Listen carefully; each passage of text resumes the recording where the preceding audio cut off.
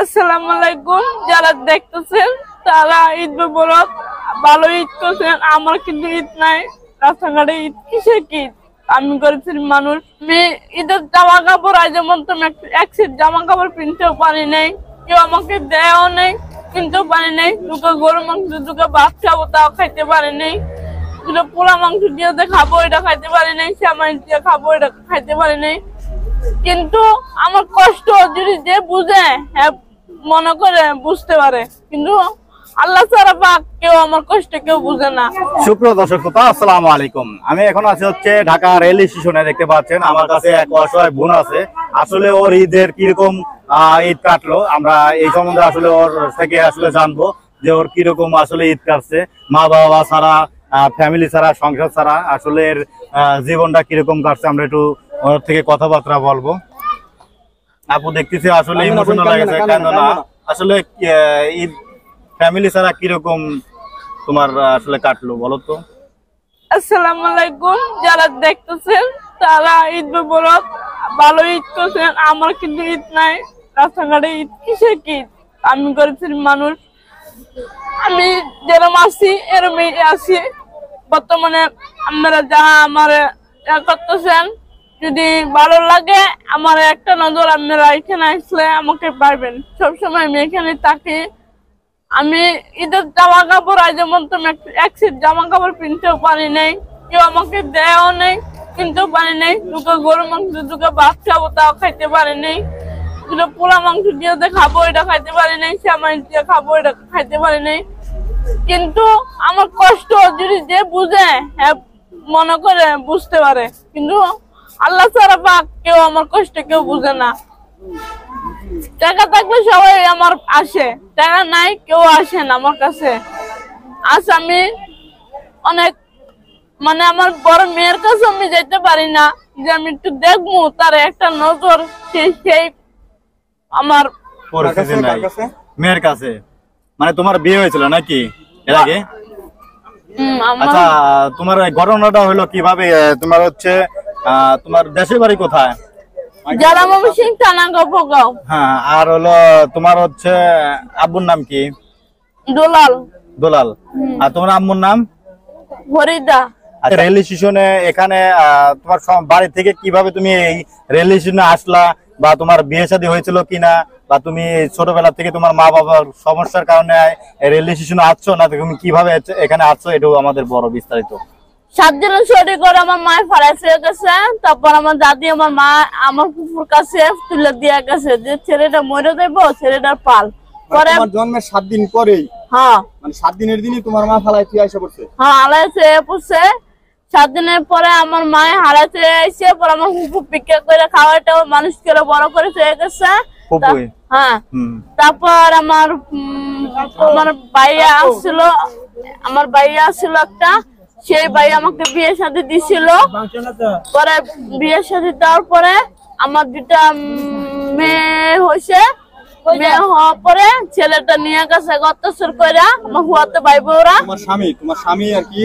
আর আমার হুয়াতে ভাই বউরা তোমারে অত্যাচার করে মেয়ে নিয়ে গেছে? না, ছেলে নিয়ে গেছে। মানে তোমার স্বামীরে নিয়ে গেছে? মানে আমার ছেলেরে। তোমার ছেলে হয়েছিল? আমার ছেলে আসছিল। আর আমার বড় মেয়ে আমার কাছে, কিন্তু আমার বড় মেয়ের আমি দেখতে দিতে পারতেছি না, টাকা লাগবে জন্য আমি দেখতে দিতে পারতেছি না। একটা নজর দেখবো আমার পরানটা বইরা, আমি তাকে বৃদ্ধাশ্রমে, আপন বৃদ্ধাশ্রম, শিশু আশ্রমে। হ্যাঁ, ওই যে আব্দুল্লাহপুর। আচ্ছা আচ্ছা, আপন বৃদ্ধাশ্রম। আমার আম্মুর কাছে, যার কাছে আমি কাজ করতাম তার কাছে। তোমারও কি এতিমখানায় দিছিল? আমি ওখানে মানে আমি ওখানে কাজ করতো বললোই তো। আচ্ছা, আমি এখানে কাজ করতাম। বলো। ওর জন্ম হয়েছে এখানে, ছেলেটাও এখানে জন্ম হয়েছে। ছেলেটা নেওয়ার পরে আসার পরে আমাকে ফোন দিছে, কইতেছি না বাড়িতে। পরে অত্যাচার করছে আমাকে, অত্যাচার করছে আমার স্বামী হয়েছে। তারপর আমার ফুয়াতো ভাই বউরা তারা মিল্লা ষড়যন্ত্র করে আমার বাচ্চাটার বুক থেকে খাইয়ে নিছে আমার ছেলেটা 7 দিন। আচ্ছা, সেই ছেলে কার কাছে থাকে? তোমার স্বামী কই? স্বামী থাকে গফগাঁও, মতুবাজার। স্বামী মানে করে। তোমার সাথে ছাড়াছাড়ি হয়ে গেছে, এই তো এক কথা, তোমার সাথে ছাড়াছাড়ি হয়ে গেছে। হ্যাঁ। এখন ওর মতন ও আলাদা বিয়ে শাদী করে থাকে, আর তুমি ওই ওখান থেকে চলে আসছো। তোমার ছেলে কার কাছে থাকে? তোমার স্বামীর কাছে থাকে। হ্যাঁ। আর তোমার মেয়ে এখন ঢাকা নিয়ে আইছিলা, সেখানে বৃদ্ধাশ্রমে দিছো নাকি? শিশুশ্রমে ওখানে দিছো? ওর জন্ম হয়েছে এখানে। ওখানে আমি সেখানে দিছো? আমার মেয়ে লই আমি আসছি যখন, ওইখানে আমার মেয়ে। আচ্ছা আচ্ছা। তারপর ছেলে তো তোমার ছোট, ছেলে তোমার কার কাছে থেকে আইছো? ছেলে তাগর মানুষ আছে, তার গোষ্ঠী আছে, সবই আছে। মানে তো তোমার স্বামীর গোষ্ঠীর কাছে, মানে তোমার স্বামীর বাড়িতে আছে এখন নাকি? আত্মীয় স্বজন তাগর কাছে। তার কাছে পরে আছে। কি তোমার বিয়ে হয়েছে? না, আচ্ছা, তুমি রেল স্টেশনে এখন কিভাবে আসলে জীবন যাপন কাটাইতেছো এইভাবে, যে এই যে কত কষ্টে ঈদে এখন মানে কিভাবে চলতেছে একটু আমাদের বলো। আল্লাহর রহমতে আমি এমনি চলতেছি, ভালোই চলতেছি। আচ্ছা, তুমি এই যে খাওয়া দাওয়া করো কিভাবে? যার মন চা তাই, হ্যাঁ, আমার দুটো খাওয়ায়। খাওয়ায়? আর না খাইলে পরে থাই।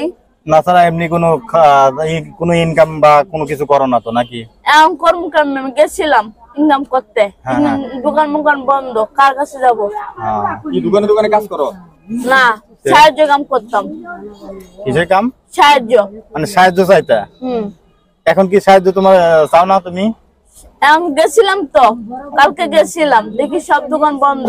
অন মানুষ মানে দোকানে দোকানে সাহায্য চাইতে গেছে, যাও? সাহায্য না চাই এখন একটু কাজকর্ম করতে পারো না? আমি অনেক চেষ্টা করছি, কেউ নেয় না। নাই না না। না, আচ্ছা, এখন তাহলে তোমার হচ্ছে আত্মীয় স্বজন বলতে তোমার ওই ফুপুরাই বিয়ে বড় করে তোমার বিয়ে শাদী দিছে। এখন তুমি তোমার মেয়ে নিয়ে তুমি এখানেই রেল স্টেশনে এখন থাকতেছো নাকি? আমার মেয়েকে আমি শুরুতে ওখানে দিছে? বৃদ্ধাশ্রমে দিছো? ওইখানে তার জন্ম হয়েছে, ওইখানেই হয়। আচ্ছা, এখন যে তুমি যে চলতেছো, তোমার কেউ কোনো খারাপ কথাবার্তা বা তোমার কোনো খারাপ নজরে কেউ দেখে কিনা, বা তোমরা এখানে আসলে রেল স্টেশনের জীবনটা কিরকম একটু আমাদের একটু বলো। আসলে এই জীবনটা ভালো ছিল নাকি আগের জীবনই ভালো ছিল?